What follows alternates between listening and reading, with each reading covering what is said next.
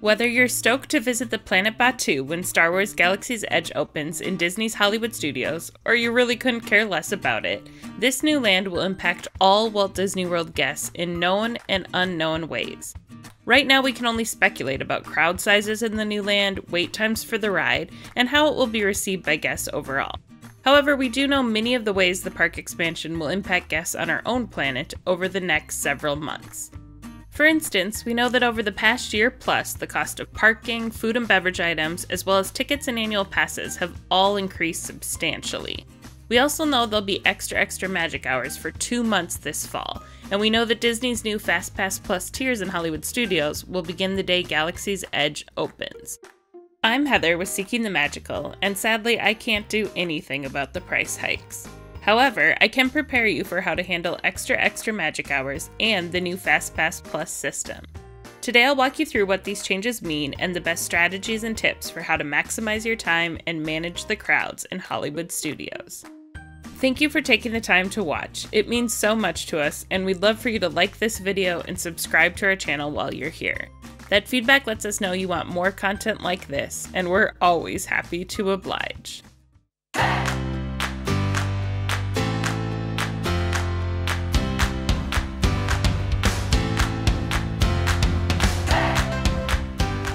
First, let's quickly go over the basics so that everyone can follow along as we move on to more advanced Fastpass Plus strategies in this video. Fastpass Plus is a virtual queuing system created by Disney where guests can reserve access to select theme park attractions in advance. Every ticketed guest can reserve 3 Fastpasses at one individual park using this complimentary system. Depending on whether you're staying on-site at a Walt Disney World resort or a Good Neighbor hotel, or if you're staying off-site, one can book Fastpasses either 60 or 30 days respectively before visiting the parks. The Fastpass Plus system at Disney's Hollywood Studios is broken into 2 tiers, where guests can select only one option from Tier 1 and 2 from the second tier for their initial 3 Fastpass reservations. Once the guest has utilized his or her 3 Fastpasses, another Fastpass can be booked and used, and then another, and so on until all the Fastpass availability for the day is used up. After the initial 3, only one can be booked at a time, but guests can switch parks at this point and book the 4th or 5th Fastpass for the day elsewhere. Currently, the Tier 1 attractions in Hollywood Studios are the 3 in Toy Story Land: Alien Swirling Saucers, Slinky Dog Dash Roller Coaster, and Toy Story Mania. Beginning August 29, 2019, this list will expand to include Rock 'n' Roller Coaster starring Aerosmith and the Twilight Zone Tower of Terror. Then there will be 5 attractions in Tier 1. When Star Wars Galaxy's Edge opens that same day, it will only have one ride, Millennium Falcon Smuggler's Run, but it'll be followed by another, Rise of the Resistance, in December this year. Both attractions are slated to open without Fastpass Plus options, but we anticipate it being added to each sometime in 2020. When that happens, we're confident Disney will change the tiers again, so be sure to check back for an updated strategy post. Because the Star Wars rides are new and opening without Fastpasses, it's all but guaranteed that Galaxy's Edge will take the place of Toy Story Land as the #1 rope drop destination in Hollywood Studios. Rope drop is the process that Disney utilizes to open different areas of the park to guests, and it varies between being an actual and figurative term.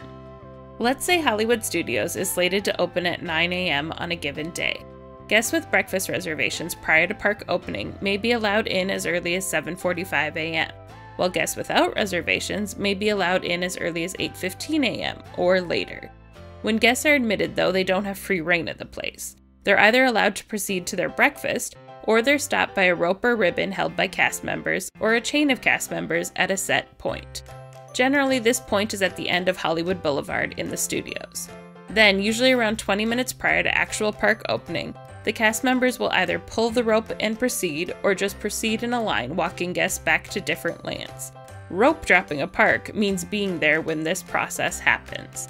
There are many advantages to rope dropping, but the biggest by far is being able to get on at least one super popular attraction with little to no wait, and it's not uncommon to be able to get on multiple attractions as essentially walk-ons. The parks have yet to fill up for the day, and the lines have not had a chance to form, so rope dropping is perennially one of the best strategies out there to get on as many of the big-name rides as possible.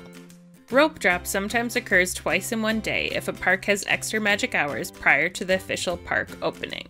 Extra magic hours are set times when a park is open an additional hour or two, earlier in the morning or after the park is closed for the day. These times are designated for guests of on-site and Good Neighbor hotels to have access to select attractions with smaller crowds and therefore shorter wait times. Notably, the Fastpass Plus system is not available during extra magic hours. Taking advantage of extra magic hours is a welcome perk for on-site guests, but the park with early morning extra magic hours is almost always the one that off-site guests should avoid for the day.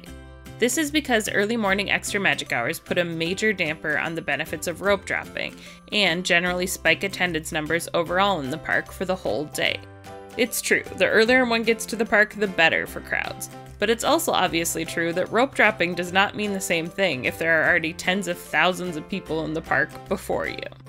That brings us to the heart of what we're discussing today: the best approach to working the new Fastpass Plus tiers and extra magic hours in Hollywood studios for the rest of 2019 and into 2020.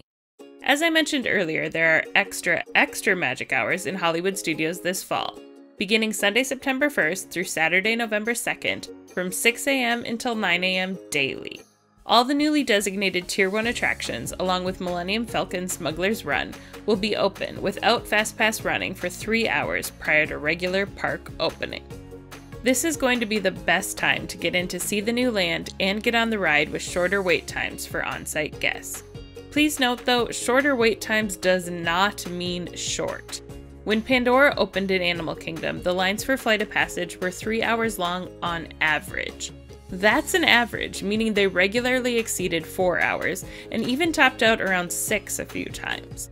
Going as early as possible in the morning will help mitigate crazy long wait times, but it won't make them disappear. Now, heads up to all of you who have no interest in Galaxy's Edge. Trust me, I feel you on this one. Please don't think this means that you have to stay away from Hollywood studios this fall. In fact, if the land opening is anything like it was in Disneyland, the rest of the studios could be positively quaint with smaller crowds and shorter waits, especially during extra magic hours. If I was going to the studios without my husband, you best believe I would ignore Galaxy's Edge and hit up Toy Story Land instead, riding Slinky Dog Dash and Toy Story Mania as many times as I could until my forearms gave out. Then I would move over to Rock 'n' Roller Coaster and Tower of Terror and ride them on a loop until the crowds made it impossible. Everyone is talking about the nightmare that is going to be Galaxy's Edge, and I believe it will be crowded and crazy for quite some time. However, I also see these extra magic hours as the best gift for fans of the Tier 1 Fastpass Plus attractions at Hollywood studios. Your average Slinky Dog Dash fan is not going to be there at 6 a.m. to ride it repeatedly, but you can be. Obviously, hitting extra magic hours as soon as they start is greatly preferred, but I would not recommend skipping them altogether just because you can't be there right at 6. Again, the rule at Disney parks is always the earlier in the morning, the better. The lines will undoubtedly be longer at 7:30 a.m. than they were at 6 a.m., but they'll certainly be shorter than they would be at 10 a.m. As hard as it is, try to force yourself to make it an early morning to get this done before the wait times get too over the top for the day. You'll be glad you did. Conversely, if you're staying off-site, the extra magic hours are going to be a major challenge for you. Rope dropping will in many ways be futile, but it will at least be better than waiting until 11 a.m. or so to enter the park. That is just as the start of peak crowd time begins. Getting to the park as early as possible in the morning is still one of the best ways to handle a tough situation. Just be prepared for long waits and try to schedule breaks. Alternatively, you might consider making Hollywood Studios an evening park. If you're staying off-site and the extra magic hours prove to be as popular as anticipated, the park might die down in the evening each night as most people cannot sustain 12-hour plus park days. Another great approach for on-site and off-site guests is to do what my husband and I affectionately call Disney doubles. Referencing both my torture weeks in crew in college when my team had 2 or more practices a day, and to the double lunch and dinner shifts my husband and I both work sometimes in college as servers, doing doubles at Disney is park open to park close, with a refreshing break in between. It consists of rope dropping a park in the morning, then taking a break in the early to late afternoon to take a nap, chill at the pool, etc., followed by going back to the park and shutting it down. Now that we've covered the extra magic hour strategies, let's get to the fast passes. Before deciding on any fast passes, be certain to take into consideration the minimum height requirements of each ride, as well as any health or personal concerns that might impede one from riding. Eliminating options makes things significantly easier in the case of extreme ride popularity. Speaking of that, the most coveted fast pass at the studios right now is Slinky Dog Dash. This one books up so quickly that it frequently isn't available even at the 60-day window.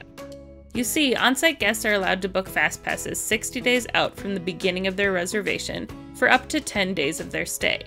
This means that what is a 60-day reservation window for you could really be a 69-day window for someone else, resulting in the most sought-after fast passes, like Slinky Dog Dash, Flight of Passage in Animal Kingdom, or Seven Dwarfs Mine Train in Magic Kingdom, booking up well before 60 days. Make certain you're on top of your booking window and reserve your fast passes as soon as you can, both at the 60-day and 30-day mark to get the best options available.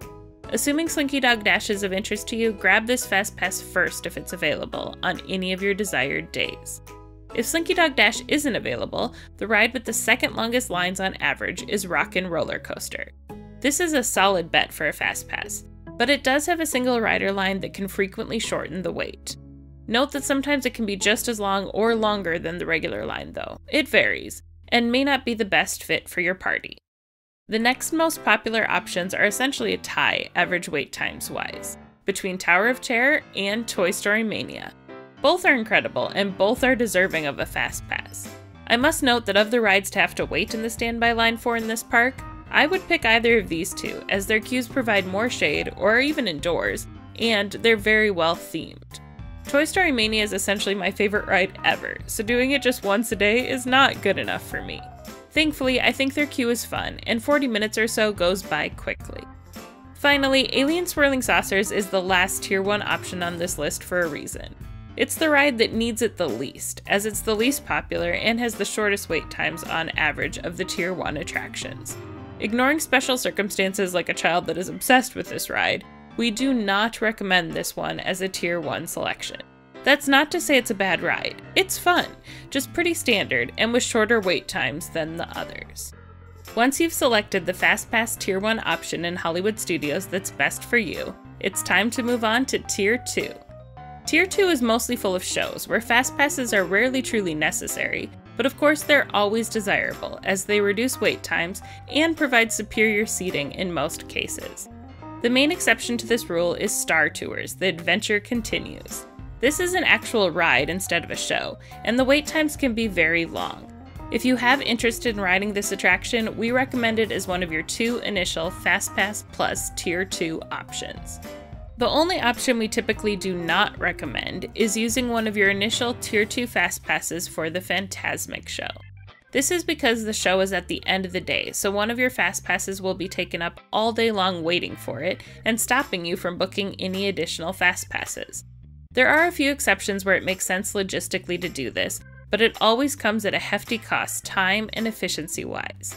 Yes, the reserved seating can be nice, but it's generally more valuable to have additional FastPass Plus options earlier in the day. Also, as long as the park isn't completely packed, there's a good chance that Fantasmic will have some day of FastPasses available for your 4th or 5th option, which is highly preferable. Maximizing FastPass usage is always a great strategy. We hope this has helped you understand and prepare for the upcoming changes to the FastPass Plus system in Disney's Hollywood Studios. Along with that, we're confident that you're better prepared to navigate the extra magic hours that begin this September. We invite you to leave questions or comments below, as we're always happy to hear your feedback and help address specific challenges when planning your next Disney vacation. Don't forget to like this video and subscribe to our channel so you don't miss any of the exciting videos we're working on now. Until next time, remember to hug your loved ones, cherish the memories, and always continue seeking the magical.